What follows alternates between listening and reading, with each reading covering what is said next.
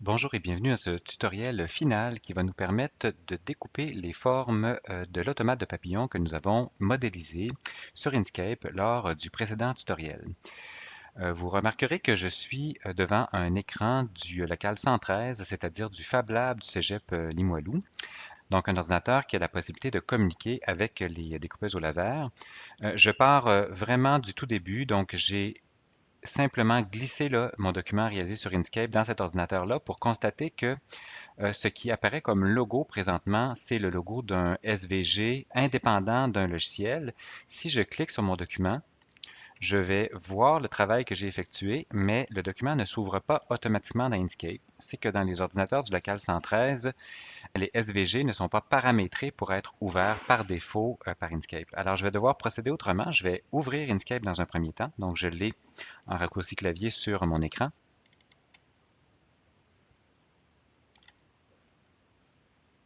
Et je vais plutôt aller chercher mon document dans Fichier, Ouvrir. Je vais me rendre sur le bureau et là, je vais aller récupérer le SVG que j'ai enregistré précédemment. Alors, je vais maintenant traiter mes formes pour qu'elles puissent être découpées au laser. Présentement, là, j'ai attribué des couleurs de fond à mes documents de façon à pouvoir les travailler de façon plus technique. Il est temps maintenant de me débarrasser des couleurs de fond dans la plupart de mes éléments pour trouver des couleurs de contour, puisque la découpeuse au laser va utiliser la fonction découpe avec des informations de contour de forme. Pour cela, je vais sélectionner toutes les formes qui sont à l'intérieur de mon plan de travail. Je vais venir cliquer sur le X rouge pour éliminer complètement les couleurs de fond. Je vais peser sur majuscule et enfoncer la touche noire pour mettre des couleurs de contour. Et là, je vois que j'ai des contours qui sont de différentes épaisseurs, dépendamment là, des moments où j'ai effectué mes différentes opérations. Ce qui est important ici au niveau des contours, c'est de faire un clic droit là au niveau de l'épaisseur de mes contours dans ma barre d'options en bas. Je fais un clic droit. Je vais choisir l'unité des points, des PT, et je fais un nouveau clic droit pour mettre tous mes contours à 0,1 point. Vous remarquerez aussi que mes contours sont devenus très très fins. C'est à peine si je les vois. Il existe une option dans Inkscape, dans le mode affichage, qui est le affichage, mode d'affichage, et je peux demander au logiciel d'améliorer les lignes fines. Alors je les vois de façon plus large. Là, ça me permet de mieux travailler, mais mes contours restent néanmoins vraiment à 0,1 point. Alors, lorsque j'envoie une forme qui a un contour dont l'épaisseur est de 0,1 point à la découpeuse au laser, peu importe la couleur du contour, c'est vraiment l'épaisseur qui compte, la machine va considérer qu'elle doit fonctionner en mode vecteur, c'est-à-dire en mode découpe. Dès que j'ai une autre information que celle-ci, la machine va considérer qu'elle doit fonctionner en mode gravure à la place. Donc, son objectif n'est pas de passer à travers le matériau, mais simplement de venir graver la forme dans la matière. Je pourrais attribuer des contours ici d'une autre couleur à un autre élément. Alors, ce qui va arriver dans la machine par la suite, c'est que je vais avoir la possibilité de faire découper, par exemple, mes formes en rouge avant de faire découper mes formes en noir. Alors, je vais décider de cette façon-là de l'ordre de la découpe.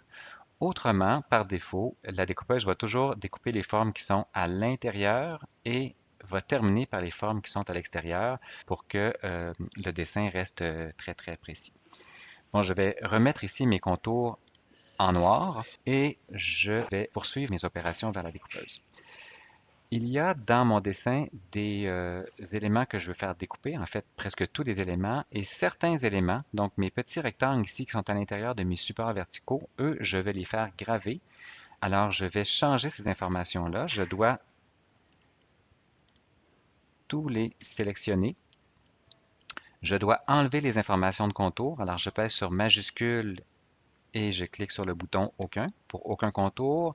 Et je vais, dans un deuxième temps, simplement appuyer sur la couleur noire, donc sans cette fois-ci enfoncer la touche majuscule en même temps, pour attribuer une couleur de fond. Alors c'est très important, ces formes-là n'ont pas de contour, mais elles ont une couleur de fond qui est noire. Et à ce moment-là, on va envoyer à la découpeuse la commande de graver ces formes-là, de façon à retirer un petit peu de matière. On va pouvoir passer là, les éléments qui bougent à l'intérieur de mon mécanisme dans ces trous-là. Ma forme ici à droite, je vais l'éliminer. Je n'ai pas besoin de cette façon-là de multiplier mes opérations, j'ai juste à multiplier l'ensemble de ma forme. Alors, je suis maintenant prêt à envoyer ce dessin-là à la découpeuse au laser. La découpeuse va vouloir découper tout ce qui est à l'intérieur de mon plan de travail. Comme je vous l'ai dit tout à l'heure, mes formes dans le haut de ma feuille vont être découpées dans du 3 mm d'épaisseur et celles-ci vont être découpées dans du 1.5. Alors, je vais dans un premier temps les enlever de mon plan de travail puisque toutes les formes qui sont à l'extérieur de mon plan de travail ne seront pas envoyées à la découpeuse au laser. Seulement les formes à l'intérieur de mon plan de travail vont être envoyées à la découpe. Et je suis sur un ordinateur sur lequel je n'ai jamais travaillé jusqu'à maintenant dans le Fab Lab. Alors, ce que je vous propose, c'est de, étape par étape, configurer l'ordinateur pour pouvoir envoyer via une adresse IP cette information aux découpeuses. Bon, maintenant, si votre ordinateur est déjà configuré, sautez cette étape. Rendez-vous à 9 minutes 30 environ, vraiment pour un rappel de l'utilisation des découpeuses. Sinon, donc, configurons-le ensemble. Rendons-nous sur le site web du Fab Lab du Cégep Limoilou. Je vais aller dans les ressources. Au niveau des découpeuses au laser, je vais aller choisir l'option Connecter la découpeuse à un poste informatique. Et j'ai maintenant un procédurier qui s'offre à moi. Donc, je vais le mettre ici à droite. J'ai un procédurier que je vais suivre étape par étape pour connecter mon ordinateur. Une fois que le procédurier est ouvert, je vais venir cliquer sur le bouton Epilogue Job Manager, donc cette icône, qui est le lien vers le logiciel qui permet à Inkscape ou encore Illustrator de communiquer avec les découpeuses au laser. Je l'ouvre et je vais chercher cette fenêtre dans laquelle je vais venir ici suivre chacune des étapes. Donc, je la fais à gauche et j'ai à droite les indications à suivre. Alors, je clique sur Add Laser System. Je clique sur Add Manually. Je choisis le type de découpeuse qu'on a, c'est-à-dire une Fusion Pro et le modèle c'est Fusion Pro 24. Donc, notre première découpeuse au laser, notre CO2-1, c'est un laser de 60 watts et il n'y a pas de laser à fibre d'installer dans la machine. Ici, j'ai besoin de copier-coller l'adresse IP de la machine. Donc, je peux venir faire un CTRL-C dans mon procédurier et faire un CTRL-V à gauche. Et je dois également copier-coller le numéro de série de la machine. Et je vais lui attribuer un nom qui est CO201. Et je clique sur Finish. Donc maintenant, la première découpeuse au laser est associée à cet ordinateur, l'ordinateur sur lequel je travaille. Je veux associer les deux découpeuses au laser Epilogue. Donc je vais faire la même étape en venant ici, cocher l'option Add Laser System. Et je fais les mêmes opérations. Je clique sur Add Manually. Je choisis Fusion Pro et Fusion Pro 24. Cette fois-ci, il y a un laser à fibre sur cette deuxième découpeuse au laser. Donc, je vais choisir le laser de 60 watts et elle a un laser à fibre de 30 watts. Je dois copier-coller l'adresse IP. Voilà. Je dois copier-coller le numéro de série. Voilà. Je continue. Je vais copier-coller le nom de cette deuxième machine-là. Voilà. Et je viens de terminer la configuration. J'ai deux machines qui sont bel et bien installées dans mon système. Et je suis maintenant prêt à envoyer la commande à la découpeuse au laser. Il est temps maintenant de quitter mon ordinateur pour me déplacer avec vous pour aller voir la machine. Alors, lorsque j'entre à l'intérieur de la salle des machines dans le Fab Lab, je dois obligatoirement porter des lunettes de sécurité et des coquilles.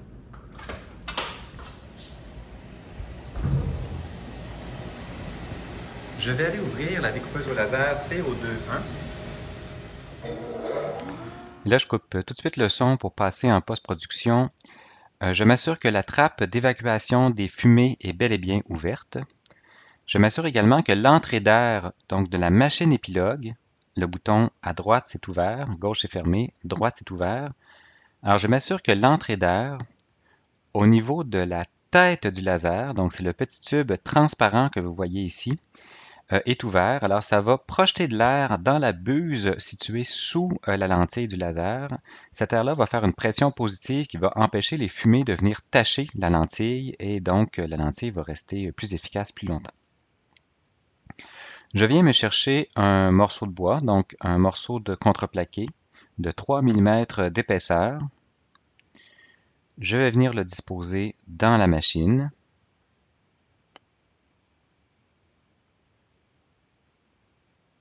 Voilà. Alors pendant ce temps-là, mon écran s'est allumé. Je vois, parce que la lumière ici derrière est allumée, que la machine est encore en train de travailler. En fait, elle fait sa procédure d'ouverture, donc là, je ne peux rien faire pour le moment. Il faut que j'attende qu'elle ait terminé toutes ces petites opérations de vérification. D'ailleurs, je vois là, la tête là, qui se déplace, donc qui se configure. Et la lumière vient de se fermer, donc la machine est prête à être utilisée.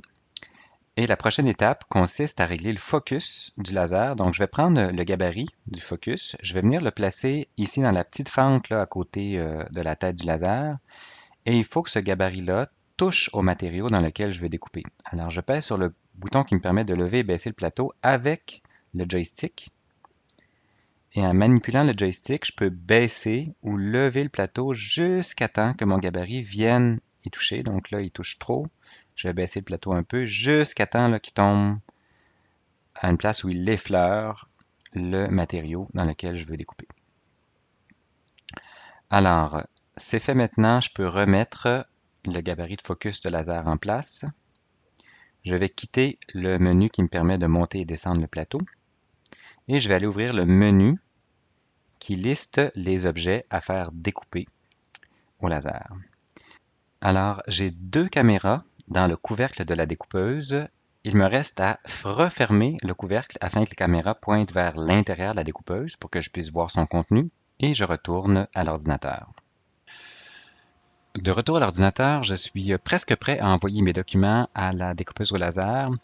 Personnellement, j'ai fait des choses un petit peu complexes, là, comme attribuer des effets de chemin pour avoir des cotes sur des formes, et ça crée des bugs quand j'envoie mes formes se faire découper au laser. Alors, je ne pense pas que vous avez ce problème-là de votre côté, mais moi, je dois nettoyer un peu mon document, éliminer là, des formes qui sont trop complexes avant d'envoyer mes formes se faire découper. Donc, je conserve là, juste des tracés qui sont propres, qui ont tous été traités là, par des chemins, unions et différences, des formes qui sont toutes sur le même niveau, avec toutes des contours de 0,1. Alors, je pense que ça devrait fonctionner sans problème maintenant que j'ai fait un peu de nettoyage dans mon écran.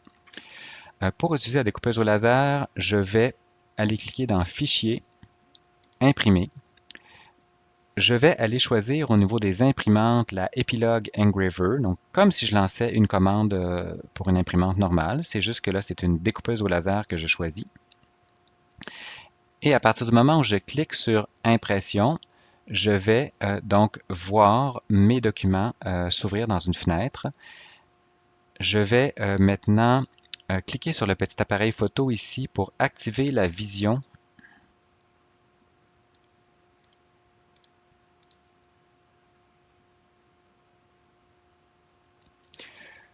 Voilà, alors parfois la vision ne s'active pas automatiquement. Je suis juste allé faire un tour du côté de la deuxième imprimante. J'ai choisi l'imprimante de droite, je suis revenu à l'imprimante de gauche et là l'ordinateur a fait le lien et a activé en fait les caméras pour que je vois mes documents. Il arrive parfois aussi que vous ayez un message à l'effet que le Epilogue Dashboard vous demande de déconnecter la caméra d'un autre ordinateur pour pouvoir la connecter sur le vôtre. À ce moment-là, c'est qu'il y a une autre personne dans le local en même temps que vous qui travaille donc sur les mêmes opérations et ben, ça peut être gentil de demander autour de vous la permission de déconnecter la caméra d'une autre personne pour pouvoir vous l'approprier, donc vous assurer que c'est à votre tour de travailler. Alors présentement, les petits pointillés en rose correspondent au plan de travail que j'avais défini sur Inkscape. Je pourrais aller le changer dans les préférences, mais ça n'a pas d'importance. Tout ce que je veux, c'est que mes formes ici entrent à l'intérieur du morceau de bois que j'ai mis dans la machine, hein. Ça, c'est la caméra présentement là, qui filme en direct le morceau de bois qui est dans la machine. Je peux prendre mes formes et aller les repositionner partout où je veux à l'intérieur du plan de travail qui est défini dans la machine. Je peux également le changer aussi, le plan de travail, donc l'agrandir ou le rapetisser. Ce que je vois à droite aussi, c'est deux modes. Donc, pour mes formes qui étaient en noir ici, mes petits rectangles noirs, ils apparaissent dans le mode Engrave, c'est-à-dire que la découpeuse comprend que je veux graver dans le bois et non pas découper les contours. Je vais, pour cela, il n'y a pas de charte là, sur le site web du Cégep Limoilou, c'est vraiment de l'essai-erreur. Donc, dans les tests que j'ai effectués jusqu'à maintenant, si on va à une vitesse de 15% et à une puissance de 100%, donc le laser va circuler relativement lentement avec une puissance maximale, on devrait brûler à peu près 0,8 mm d'épaisseur dans le bois. Comme on va coller deux épaisseurs de bois l'un face à l'autre, avec chacun en gros 0,8 mm de brûlé, ben, on va avoir un trou qui va avoir un petit peu plus qu'1,5 mm là, de profondeur. Et c'est ce qu'on veut. On veut passer là, une baguette en métal à l'intérieur de ce trou-là. Bref, en fait, ce sont les bonnes valeurs pour arriver à ce qu'on veut faire. Maintenant, ça dépend de la propreté de la lentille, ça dépend de jusqu'à quel point vous avez bien réglé le focus de votre morceau de bois. Donc, je vous donne ces valeurs-là. Vous allez peut-être devoir faire un petit test dans un premier temps pour vous assurer que le laser a fonctionné de façon adéquate avec ces valeurs-là. Donc, ça ici, c'est pour la gravure. Maintenant, pour la découpe, hein, ce qu'on appelle le mode vecteur, je dois également aller attribuer des valeurs. Et ça, ces valeurs-là, on les retrouve dans la charte du site web du Fab Lab Limoilou. Alors, je vais aller faire un tour de ce côté-là. Je retourne sur le site web du Fab Lab. Je m'en vais encore une fois dans les ressources. Au niveau des découpeuses au laser, je m'en vais chercher ici les chartes de paramètres de coupe. Tiens. Alors, je clique sur cet onglet. Je m'en vais chercher le bon matériau. Donc, c'est du contreplaqué de merisier russe de 3 mm d'épaisseur. Et si je veux passer à travers ce matériau-là, je dois attribuer une vitesse de 18%, une puissance de 100% et une fréquence de 10, je pense que c'est mégahertz que je dois aller effectuer. Donc 18, 110. Je vais me donner une chance, je vais réduire la vitesse à 15 parce que 18 c'est une valeur optimale et des fois quand le laser est quand la lentille pardon, du laser est un peu tachée de fumée, le laser est un peu moins efficace et le travail que j'ai à faire n'est pas si précis. Alors je vais me donner là, un 3% de marge. Je vais augmenter ma puissance à 100%, je vais réduire ma fréquence à 10%. Et donc j'ai entré en théorie les bons paramètres de gravure et de découpe. Je pèse sur le bouton Print et je retourne faire un tour à la découpeuse au laser.